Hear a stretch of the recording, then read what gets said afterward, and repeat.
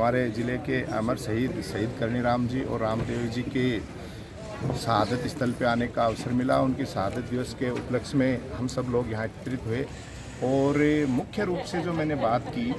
कि राजस्थान सरकार के मंत्री राजेंद्र सिंह जी हुड्डा भी मंच पर उपस्थित थे, उनसे निवेदन किया है कि आज जिन लोगों ने, क्योंकि किसान आपको पता है देवता का रूप होता है और देवताओं के लिए शहादत देने वाले भी देवता ही होते हैं, तो ऐसे स्थल के लिए इस स्थल को परमानेंट किसान स्मारक बनाने और जो ये मेला हर वर्ष आयोजित जो किसान वर्ग करता है, इस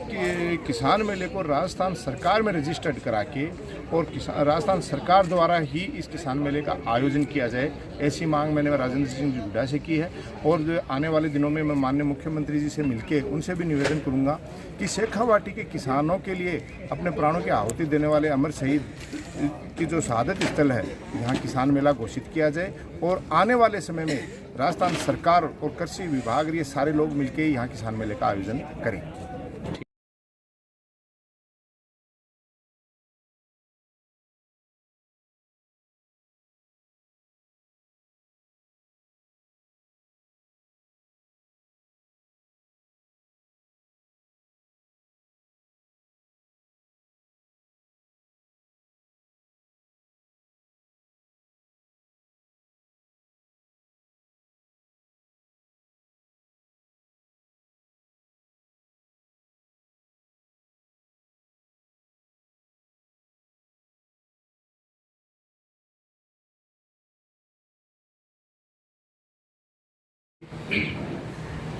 सबसे पहले तो मैं हमारे किसानों के हितैषी अमर शहीद रामदेव जी और करनी राम जी को श्रद्धा सुमन अर्पित करता हूं और इस श्रद्धांजलि कार्यक्रम में उपस्थित राजस्थान सरकार के मंत्री श्रीमान राजेंद्र सिंह जी हुड्डा साहब, हमारे परम आदरणीय पूर्व जिला प्रमुख विद्याधर सिंह जी गिल जो मेरे नाना जी लगते हैं, पूर्व प्रधान विद्याधर जी ओलखा साहब, हरनाल जी गढ़वाल साहब और हमारे बीच में सिक्कर से पधारे कुदन की उस वीर भूमि से जहां काफी किसानों ने शहादत दी और पिछले दिनों किसानों की शहादत के लिए कुदन में बहुत बड़ा कार्यक्रम हुआ। हमारी उत्पत्ति हमारे पूर्वजों की भी कुदन से हुई है। उस कार्यक्रम में मुझे बुलाया गया था तो उस दिन मैं आपके यहाँ उपस्थित नहीं हो पाया था। ऐसे हमारे महरिया साहब जिन्होंने काफी कुछ किसानों के बारे में, आंदोलनों के बारे में और हमारे किसान शहीदों के बारे में हमें बताया है। साथ ही परम आदरणीय मनबरी जी, हमारे आदरणीय डॉक्टर नरेंद्र जी गिल साहब और हरि सिंह जी गोदारा, विद्याधर जी वकील साहब और तमाम मेरे सामने उपस्थित मेरे पिता तुल्य बुजुर्गों, युवा साथियों, हम लोग जो जहां खड़ा है, जिस भी पोजीशन पे है, चाहे वो पंच से लेकर मुख्यमंत्री जी तक हो और चाहे व्यवस्थाओं की बात हो, उन सब के पीछे एक ही चीज है। हालांकि मेरे पूर्व वक्ताओं ने काफी कुछ बता दिया है, इनके सामने मेरे को कोई बहुत ज्यादा कोई नॉलेज है नहीं, क्योंकि इनके सामने बोलना एक दीपक को रोशनी दिखाने जैसा काम है। फिर भी मैं इतना कहना चाहता हूं कि हम उस पवित्र भूमि पे बैठे हैं जहां इन किसान नेताओं ने अपनी शहादत दी और किसान वो शब्द है, एकमात्र वो शब्द है जिसके आगे देवता लगता है। कहीं भी चले जाओ किसान देवता कहा जाता है और किसान देवताओं के लिए अपनी शहादत देना, अपनी जिंदगी कुर्बान कर देना, ऐसे वो शख्स हमारे सामने उनकी शहादत स्थल पर हम बैठे हैं। तो मेरा तो ये मानना है कि ये देवताओं से भी बढ़ के हमारे लिए है और इन शहीदों से हमारे युवा साथियों को प्रेरणा लेनी चाहिए। हमारा जो इतिहास है वो पढ़ना चाहिए।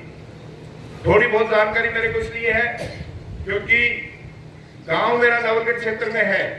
लेकिन मेरा ननिहाल और मेरी रिश्तेदारियां से उधर शीतल से शुरू हो जाओ, हुकमपुरा, बिजाड़िया की ढाणी, आंवोड़ा की ढाणी, कड़िका की ढाणी, किलों की ढाणी और बचपन यही छुट्टियों में, ये गर्मियों की छुट्टियां मेरे को आज की दिन इन्होंने पूर्ण भाव में संघर्ष किया, उस व्यवस्थाओं के खिलाफ संघर्ष किया। पार्टी कोई भी हो सकती है, विचारधाराएं अलग अलग हो सकती है, लेकिन शोषण करने वाला कोई भी व्यक्ति हो सकता है और वो किसी भी दौर में हो सकता है। 71 साल पहले की ये जो घटना थी,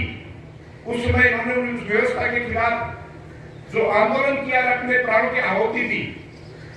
और तब से यहाँ के लोग लगातार उनकी शहादत दिवस मनाते आ रहे हैं। ये बहुत ही धन्यवाद के पात्र है। लेकिन युवा पीढ़ी से आह्वान करना चाहूंगा कि इन शहीदों से हमें सीखना चाहिए, हमारे इतिहास को पढ़ना चाहिए कि ऐसी क्या व्यवस्थाएं थी, ऐसे क्या कारण थे कि शोषण के खिलाफ इन लोगों को आगे आना पड़ा। अभी प्रमुख साहब कह रहे थे कि जैसे आज जल की समस्या बहुत बड़ी है, सरकार से केंद्र में बैठी हो, चाहे राजस्थान में बैठी हो, व्यवस्था नहीं कर पाई तो आम आदमी को खड़ा होना पड़ा। यही चीजें हैं, चाहे सरकार किसी की भी हो, जो किसान की नहीं सुनेगा, क्योंकि आज सारी अर्थव्यवस्था हो, चाहे खाने पीने की कोई भी चीज की व्यवस्था की बात हो, वो सब किसान पे टिकी हुई है। और चाहे प्रकृति की मार हो या अन्य चीजें हो, ये भी किसान को ही झेलनी पड़ती है। तो किसान के लिए जो खड़ा नहीं होगा, चाहे वो कोई भी सरकार हो, कोई भी जनप्रतिनिधि हो, उसको खामियाजा भुगतना पड़ेगा, क्योंकि वो एक देवता है। अगर आंदोलन की भाषाओं में भी नहीं जाओगे तो खून पसीने की कमाई से मेहनत करने वाले व्यक्ति की सेवा में, क्योंकि कोई भी जनप्रतिनिधि आए वो भाषण में एक ही बात कहता है कि मैं आपकी सेवा के लिए आया हूँ, लेकिन वो सेवा तो खुद जानता, वो कितनी करता है, कितनी की करता।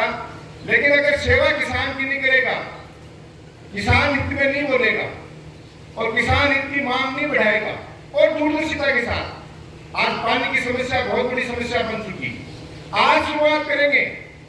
हो सकता है समय लग जाए, लेकिन जिस दिन पानी आ जाएगा, मेरा विश्वास है ये जो क्षेत्र है अपना,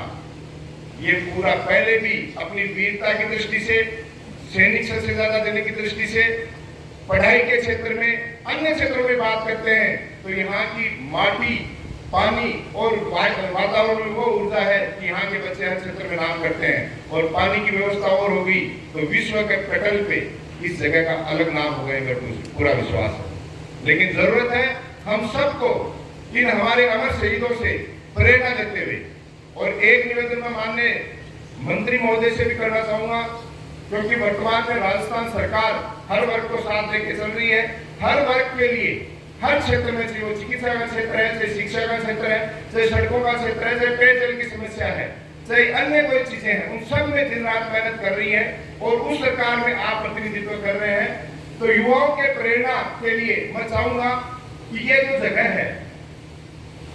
यहाँ मेला हर साल आयोजित होता है, तो इसको एक किसान स्मारक के रूप में, किसान सम्मेलनों के रूप में और एक किसान मेले के रूप में राजस्थान सरकार से इस जगह को परमिशन मिले। ये इस तरीके आयोजन और मेले सरकार किसी भी पार्टी की हो, इन मेलों का आयोजन जो है वो राजस्थान सरकार द्वारा आयोजित किया जाए, ताकि इन शहीदों को सच्ची श्रद्धांजलि मिल सके और यहाँ के शेखावाटी के हमारे वीरों को, शहीदों को, किसानों को एक सच्चा सम्मान मिल सके। एक बार फिर से आप लोगों ने मुझे बुलाया, इतना मान सम्मान दिया, इसके लिए बहुत बहुत धन्यवाद। जय हिंद, जय भारत।